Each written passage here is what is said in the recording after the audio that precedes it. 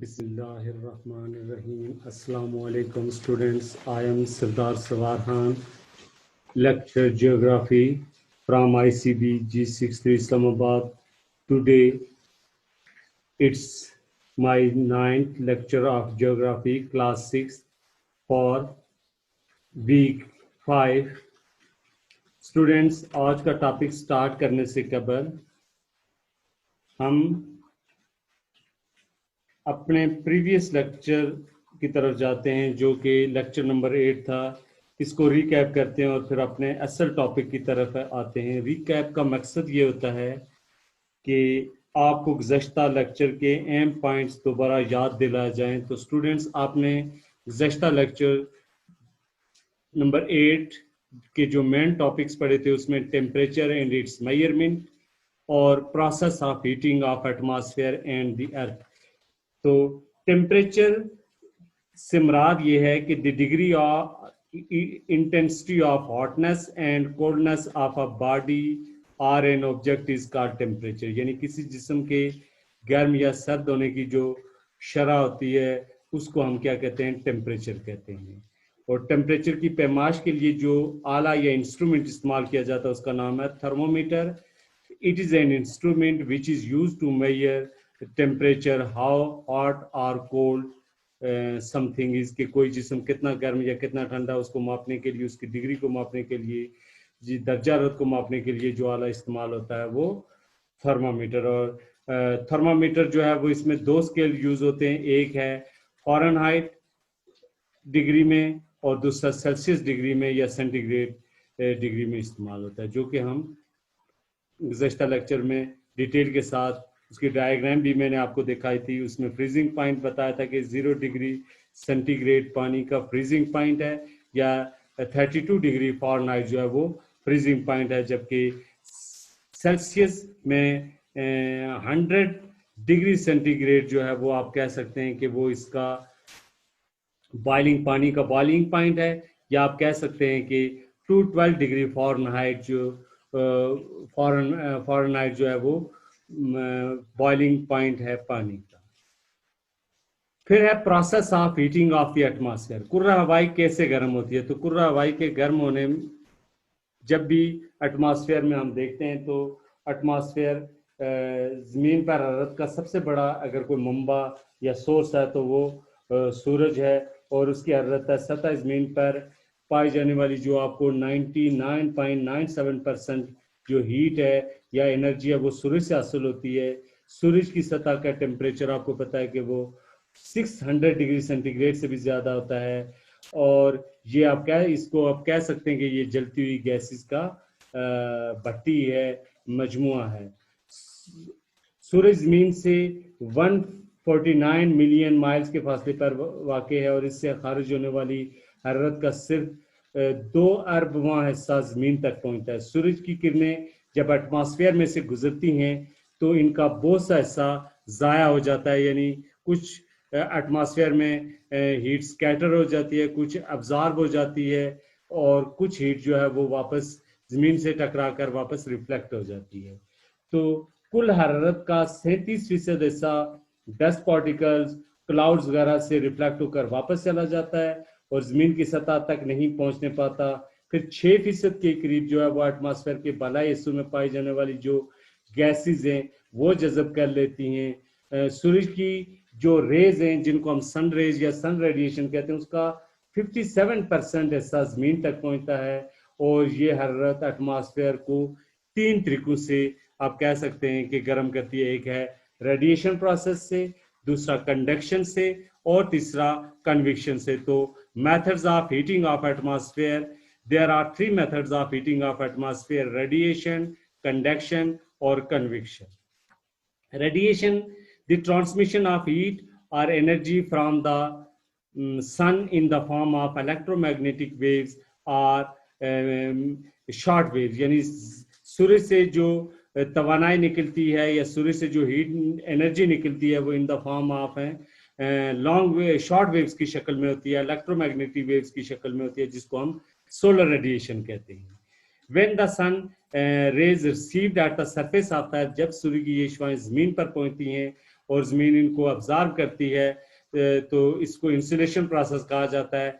लेकिन एक वक्त तो आता है कि जब सूरज गुरूब हो जाता है तो फिर ज़मीन ठंडी होना शुरू हो जाती है।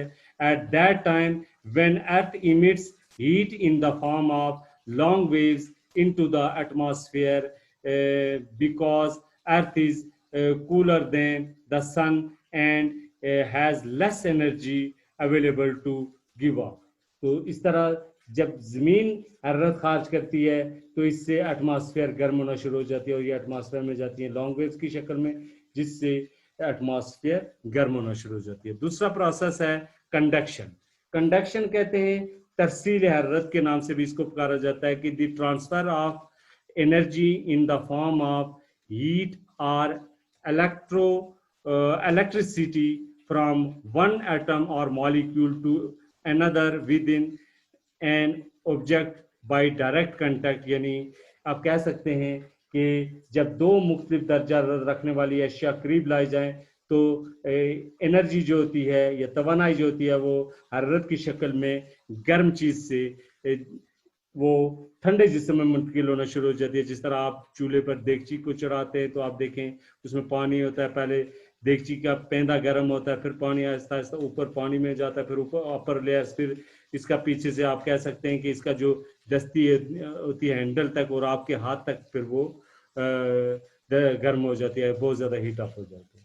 तो हत्ता क्या है दोनों एक यानी गर्म और तवानाई हरारत की शक्ल में गर्म से ठंडे जिस्म में मुंतकिल होना शुरू हो जाती है, हत्ता कि दोनों एक जैसे दर्जा हरारत पर होते हैं। इसको हम इस तरह भी साबित कर सकते हैं कि अगर लोहे की सलाख का एक सिरा हाथ में पकड़कर इसका दूसरा सिरा आग में डाला जाए तो कुछ देर बाद हरारत हाथ वाले सिरे तक आपके जो हाथ में जो लोहे की सलाख का पकड़ा वहां तक पहुंच जाएगी। इसका मतलब यह है कि हरारत गर्म जिस्म से ठंडे जिस्म में ठंडे जिस्म की तरफ मुंतकिल होना शुरू हो जाती है और इसको कंडक्शन प्रोसेस कहते हैं, जो डायग्रामेटिकली मैंने आप पिछले लेक्चर में कंडक्शन में दिखाया था। उसके बाद है कन्विक्शन। कन्विक्शन प्रोसेस क्या होता है कि conviction is the process by which heat transfer through air, water and other gases. जब हरारत जो है वो हवा, पानी और दूसरी गैसेस से जो वो ट्रेवल्स करती है, यानी जब सर्कुलेशन होती है विंड्स की, तो जब किसी जगह पर सूर्य की छांव पड़ती है वहाँ वो जगह गर्म हो जाती है, वहाँ से हवा गर्म होकर फैलती है और हल्की होकर ऊपर उठ जाती है और उस खला को पूरा करने के लिए अपर लेयर से ठंडी हवाएं जो वो नीचे आती हैं और उस गर्म हवा को अपने दोष पर उठाकर ऊपर ले जाती हैं। इस तरह ये एक साइकिल सा बनता है जिसको हम कन्विक्शन प्रोसेस के नाम से कहते हैं।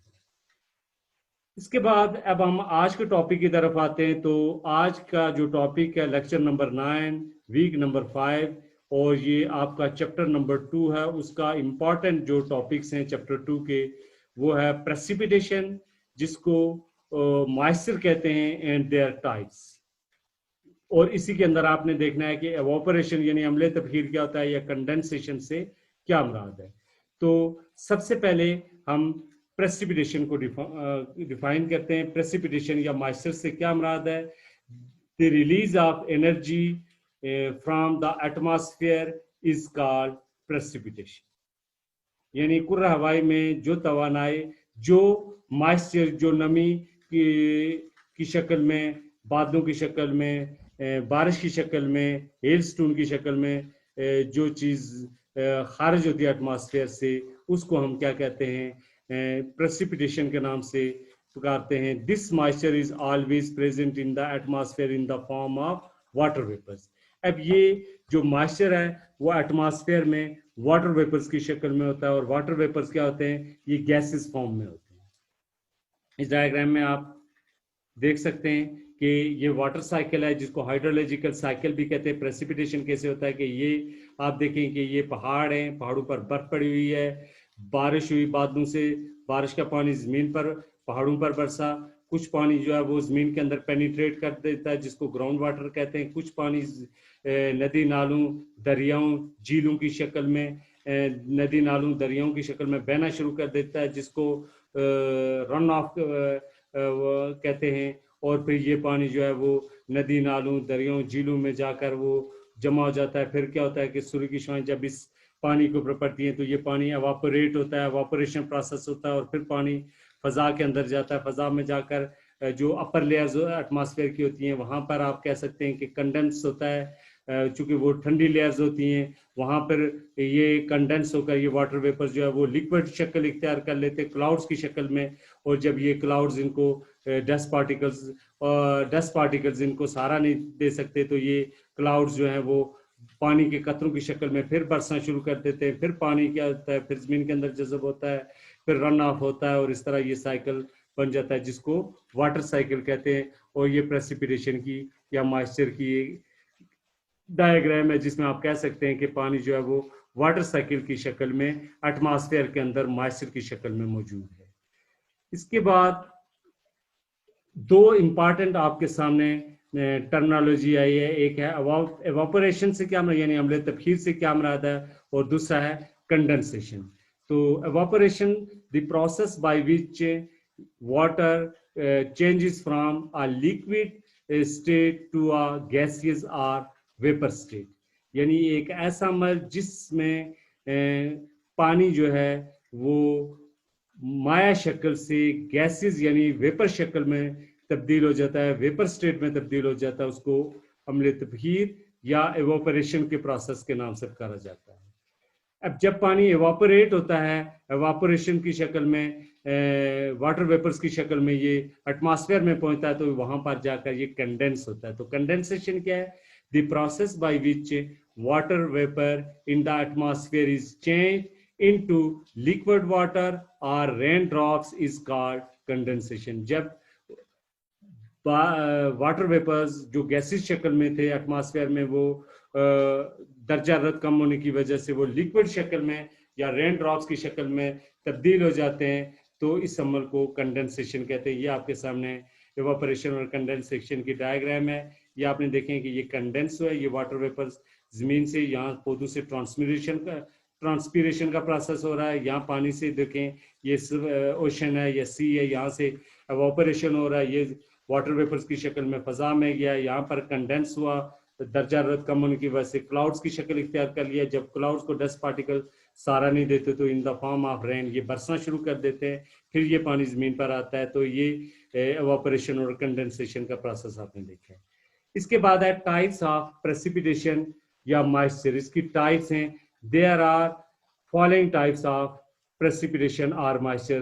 फर्स्ट इज रेन या रेनफॉल, बारिश। दूसरा है हेल और हेलस्टोन, यालाबारी, ओले पड़ना, स्नोफॉल, बर्फबारी, फॉग, धुंध, क्लाउड्स, बादल, ड्यू और ड्यू पॉइंट जिसको नुक्ता शबनम भी कहते हैं और शबनम भी इसको कहा जाता है, और फ्रॉस्ट जिसको आप पाला कहते हैं।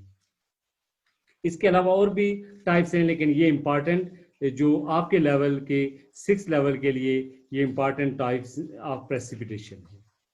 सबसे पहले देखते हैं रेनफॉल या rain. Release of droplets of water from the clouds is called rainfall, यानी एटमॉस्फेयर के अंदर से बादलों से पानी के कतरों का रिलीज होना, खारिज होना जो है वो बारिश कहलाता है, या आप कह सकते हैं कि उसको हम रेनफॉल के नाम से पुकारते हैं। जब एटमॉस्फेयर के बुलंद तबकात का दर्जा रद्द क्या हो जाता है, वो फ्रीजिंग पॉइंट से नीचे गिर जाता है, तो हवा के अंदर मौजूद जो वाटर वेपर्स होते हैं वो डस्ट पार्टिकल पर सहारा लेते हैं, उस पर जमा होना शुरू हो जाते हैं, जिसके नतीजे में इन जर्रात का साइज बढ़ने लगता है और ये क्लाउड्स की शक्ल में, बादलों की शक्ल में एटमॉस्फेयर में फ्लोट करना शुरू कर देते हैं। और अगर इन बादलों पानी के कतरात का साइज मजीद बढ़ जाए तो ये पानी के कतरे फिर हवा में नहीं ठहर सकते, डस्ट पार्टिकल पर ये सहारा नहीं ले सकते और सीधा ज़मीन का रुख करते हैं, और इस समर को हम स्नो रेनफॉल या रेन के नाम से करते हैं। ये देखिए आपके सामने बारिश हो रही है, पहाड़ों पर बर्फबारी होती है, और अगर यहाँ टेम्परेचर माइनस में चला जाए नीचे तो ये बर्फ की शक्ल इख्तियार कर लेता है, और अगर माइनस में नहीं है तो ये फिर ये रेन ड्रॉप्स की शक्ल में बरसना शुरू कर देता है। इसके बाद है हेल और hail stones.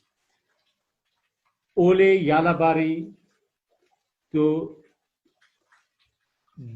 these are small lumps of ice, बर्फ के ये छोटे छोटे गोले होते हैं, that form in the clouds and fall to the ground, जो कि बादलों के अंदर बनते हैं और ये जमीन पर बरसते हैं। when drops of water freeze together in the cold upper regions of the thunderstorm clouds, जब एटमॉस्फेयर के बालाई तबकात में, ये आपके सामने डायग्राम देखें कि ये क्लाउड्स हैं, क्लाउड्स का वो एरिया जहां पर थंडरस्टॉर्म गरज चमक होती है, यहाँ पर जब इसका दर्जा बहुत गिर जाता है तो यहाँ से बारिश के कतरे जब गुजरते हैं तो ये राउंडेड शक्ल में ये फ्रीज हो जाते हैं, जम जाते हैं और जम कर ये हेल स्टोन की शक्ल इख्तियार कर लेते हैं। These chunks of ice are called hailstone, इनको ओले या यालाबारी के नाम से पुकारा जाता है। Most hailstones measure between 5 millimetre and 15 centimetre in diameter, जो ज्यादातर आपने हेल स्टोन देखे हैं उनका साइज जो है 5 मिलीमीटर या 15 सेंटीमीटर डायमीटर के होते हैं। एंड कैन बी राउंडेड और जैगिड, वो गोल शक्ल के होते हैं, जैगिड होते हैं यानी खुरदरी शक्ल में उनकी शेप होती है, और ज्यादातर राउंडेड शक्ल में ये जमीन पर बरसते हैं और अक्सर फसलों को तबाह बर्बाद कर देते हैं। अगर बड़े साइज में पड़ना शुरू हो जाए तो आप कह सकते हैं कि खास करके मकई की फसल को, गंदम की फसल को और बहुत सारी फसलों को ये यालाबारी की वजह से उन्हें नुकसान पहुंचता है।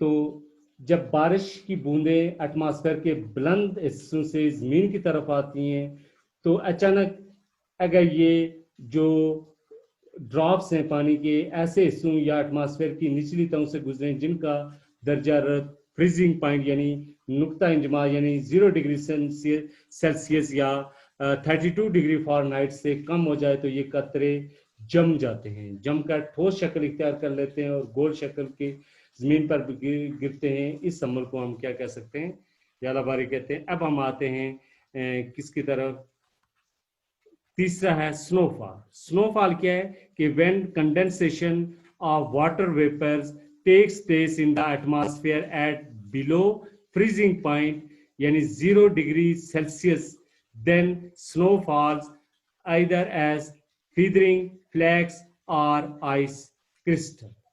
यानी इसमें हम कह सकते हैं कि जब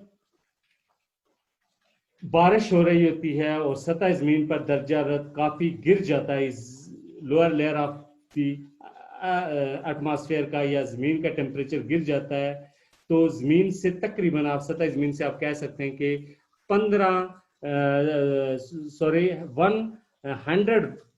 यार्ड यानी 100 गज ऊपर तक दर्जा जो है वो फ्रीजिंग पॉइंट यानी 32 डिग्री फ़ारेनहाइट तक या 0 डिग्री सेंटीग्रेड तक गिर जाए तो सतह जमीन के करीब बारिश के कतरात जो ड्रॉप्स होते हैं वो बर्फ में तब्दील होकर जमीन पर गिरते हैं।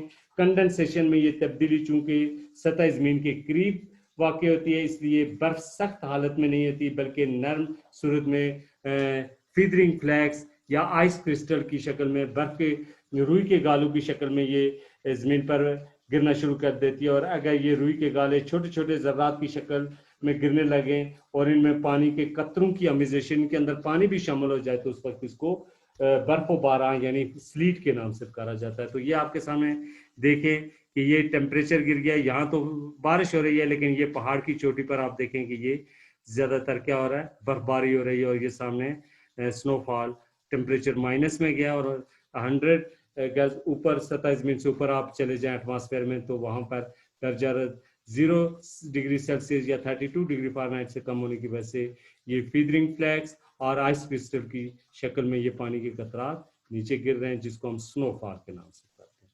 इसके बाद है फॉग। फॉग कहते हैं धुंध को। बेसिकली ये धुंध की दो, एक होता है मिस्ट और दूसरी होती है फॉग जिसको कोर कहते हैं। धुंध को मिस्ट और फॉग को कोर के नाम से कहा जाता है। तो fog is the cloud that touch is the ground, जो जमीन को छूते हैं, जो जमीन को, ये आपके सामने डायग्राम में आप देख सकते हैं कि ये जमीन को टच कर रहे हैं। When condensation of dust and water vapors in the lower part of the atmosphere near the earth's surface is called fog or mist. Fog can be thin or thick. Fog जो होती है वो thin भी हो सकती है, घनी भी हो सकती है और पतली भी हो सकती है, थिक और थिन भी हो सकती है। तो अगर पानी की कतरात कदरे बड़े साइज के हों जमीन के करीब तो आप कह सकते हैं कि वो धुंध है, मिस्ट है। और अगर पानी के कतरात छोटे साइज के हों तो वो फोग है, पत है या कोर के नाम से उसको पुकारा जाता है। कोर के कतरात बहुत हल्के होने के बाद जमीन पर नहीं गिरते बल्कि हवा में हैंग रहते हैं। ये ज्यादातर क्या रहते हैं, हवा के अंदर हैंग रहते हैं। और जब आपको 1 किलोमीटर या इससे ज्यादा फासले पर कोई चीज ना दिखाई दे तो आप कह रहे हैं कि वो आपकी फोग है। वरना अगर 1 किलोमीटर से कम आपको कोई चीज नजर आ रही है तो वो धुंध है, मिस्ट है। क्योंकि फॉग और मिस्ट के बनने की वजूहत एक जैसी हैं, सिवाय घनी होने के दोनों में कोई फर्क नहीं पाया जाता। हवा का दर्जा जब नुक्ता शबनम से जितना ज्यादा नीचे गिरेगा तो कोर या फॉग जो है उतनी ज्यादा थिक होगी, कसीफ होगी। लिहाजा हम कह सकते हैं कि फॉग जो है is a cloud that touches the ground. ये देखिए आपके सामने ये ग्राउंड को टच कर रहा है, ये फॉग है।